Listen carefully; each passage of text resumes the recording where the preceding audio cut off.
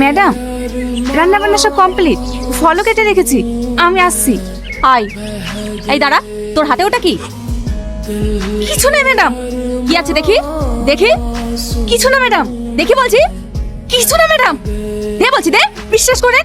আবার মুখে তর্ক। দে বলছি, দে দে। তুমি খালি খালি আন্টির গায়ে হাত তুললে।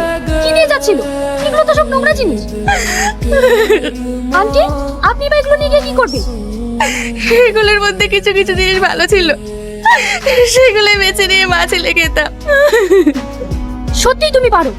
তুই বেশি বকিস তো, তুই এদেরকে চিনিস না। এরা কাজের ফাঁকে অনেক কিছু চুরি করে নিয়ে যায়। এরা গরিব, দামি দামি জিনিস দেখলে আর লোভ সামলাতে পারে না। বয়স হয়ে যাচ্ছে, তবুও তোমাদের ব্যবহার চেঞ্জ হবে না।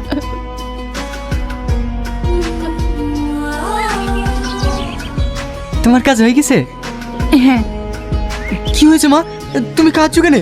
তোমার শরীর খারাপ করছে? না, চ। আজ বেশি মাল বিক্রি হয়নি মা, ভেবেছিলাম ব্যবসায় একটু লাভ হলে তোমাকে একটা ভালো শাড়ি কিনে দেবো, সেটা আর হবে না। তোকেও তো কিছু ভাবতে হবে না, চ। ম্যাডাম, আপনি এখানে? একটু বাজার করতে এসেছিলাম। তুমি এখানে কি করছো? আমার যে কাজ, আচার বেচে বেড়াচ্ছি। ও, এখন কোথায় যাবা? এই দিকে যাবো।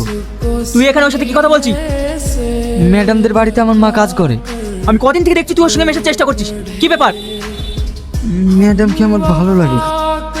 কি? তুই এত বড় সাহস, তুই আমার সামনে এরকম কথা বলিস?